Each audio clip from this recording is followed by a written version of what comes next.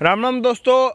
किसी ने बड़े कमाल की बात कही है कि आवाज़ ऊंची होती है तो कुछ लोग ही सुनते हैं, लेकिन जब बात ऊंची होती है तो बहुत सारे लोग सुनते हैं। राम राम दोस्तों, मैं आपका अपना बड़क सिंह और आज एक और मोटिवेशनल कहानी लेके आया हूँ आपके सामने। जब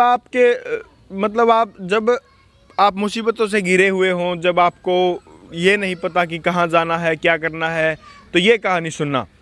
दोस्तों, कहानी शुरू होती है एक लड़के से। एक लड़का होता है 24-25 साल का। वो एक सेठ के यहाँ नौकरी करता है और वो शाम को आता है और 4 चपाती बनाता है और उनसे वो गुजारा करता है।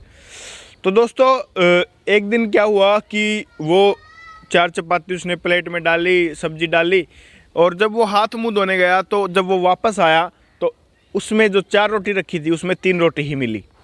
तो दोस्तों, दूसरे दिन भी ऐसा ही हुआ। 4 रोटी रखी, 3 रोटी मिली।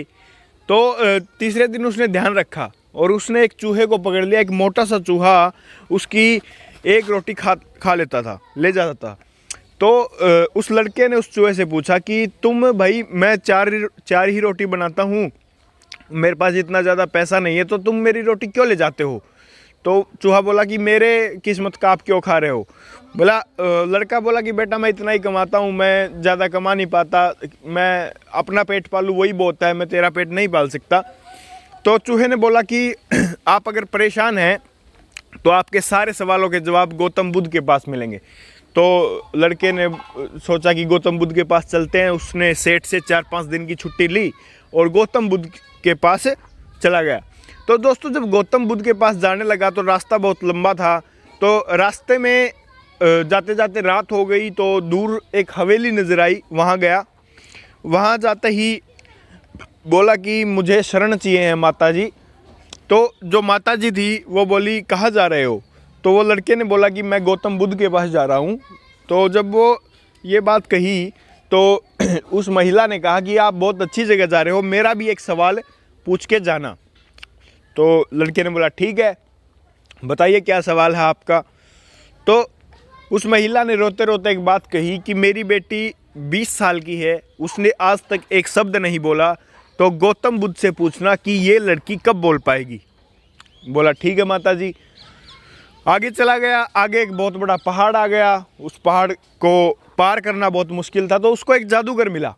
उस जादूगर से पूछा कि मैं बहुत परेशान हूँ, ये पहाड़ है, कैसे पार होगा, बहुत दुविधा में हूँ, बहुत परेशानी में हूँ, क्या आप मेरी मदद कर सकते हैं?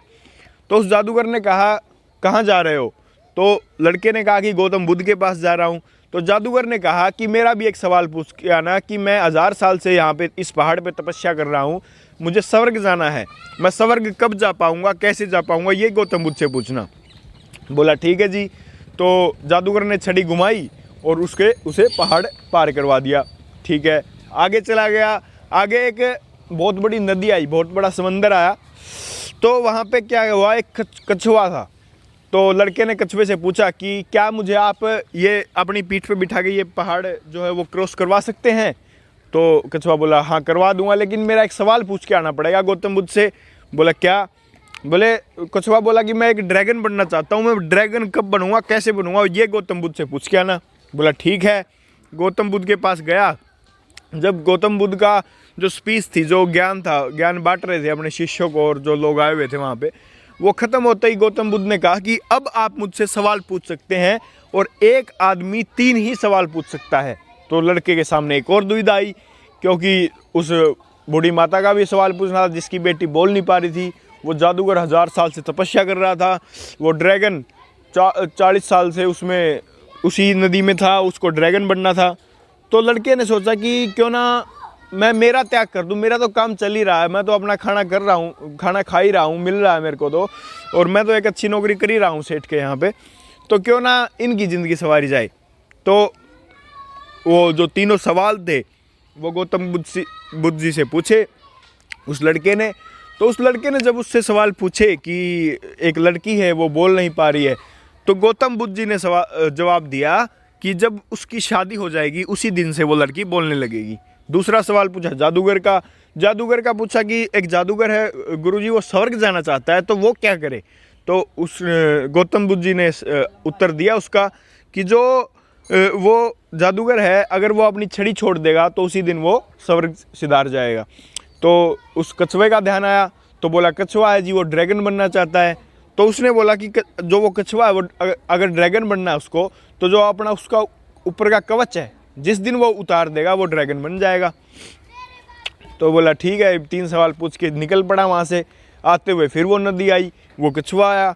तो कछुआ बोला हाँ जी पूछ के आए मेरा सवाल। बोला हाँ पूछ के आया हूँ, अगर आप अपना कवच उतार देंगे तो आप ड्रैगन बन जाएंगे। तो उस जो कछुआ था उसने अपना कवच उतार दिया और वो ड्रैगन बन गया। वहाँ से बहुत सारे मोती, जब वो ड्रैगन बना तो बहुत सारे मोती वहाँ से निकले, बहुत सारे मोती वहाँ पे गिर गए। तो कछुआ बोला यार मैं क्या करूँगा इन मोतियों का, मेरा तो कुछ काम है नहीं, ये तुम ले जाओ। तो वहाँ पे वो लड़का अमीर बन गया, पैसे वाला बन गया। आगे आया वो जादूगर मिला, तो जादूगर को बोला जिस दिन आप अपनी छड़ी छोड़ देंगे आप स्वर्ग में चले जाएंगे। तो बोला लो ये छोड़ दी छड़ी, और वो जो जादूगर था वो स्वर्ग में चला गया। वो छड़ी उस लड़के ने उठा ली। तो आगे जब गया तो वो बूढ़ी महिला मिली जिसकी बेटी 20 साल से बोल नहीं रही थी। बोला जिस दिन इसकी शादी हो जाएगी ना उस दिन ये बोलने लगेगी। बोले ठीक है, अब तुमसे अच्छा लड़का है कौन? तो उस लड़के से ही उस लड़की की शादी करवा दी। उस लड़के से उस लड़की की जब शादी करवाई तो वो लड़की बोली आप तो वही है जो उस दिन हमारे रात में यहाँ पे हवेली में रुके थे। तो दोस्तों इसमें क्या है सीखने की बात है कि वो लड़के ने जब अपना त्याग किया तो उसको पैसा भी मिल गया, मोती भी मिल गए। दूसरी चीज़ उसको ताकत भी आ गई, उसके हाथ में छड़ी भी आ गई। और तीसरी उसकी लाइफ जो, उसका परिवार जो है, उसकी फैमिली जो है वो भी सेटल हो गई। तो दोस्तों जब आप त्याग करते हैं किसी भी चीज़ का तो भगवान आपको उससे दुगना देता है। जब आप दूसरों की मदद करते हैं तो भगवान आपकी मदद करता है। तो दोस्तों इसमें त्याग वाली बात यह है कि अगर आपको भी कुछ कमाल करना है, आपको भी कुछ बड़ा करना है तो आपको त्याग करना पड़ेगा। त्याग करना पड़ेगा जो आप में बैड हैबिट्स हैं, जो आप में बुराइयां हैं, उनका त्याग करना पड़ेगा। तो दोस्तों राम राम दोस्तों, यह छोटी सी कहानी आपको बहुत कुछ सिखाती है। अगर कहानी अच्छी लगी हो तो लाइक शेयर सब्सक्राइब जरूर करना। राम राम दोस्तों, जय हरियाणा, जय हरियाणवी भाई।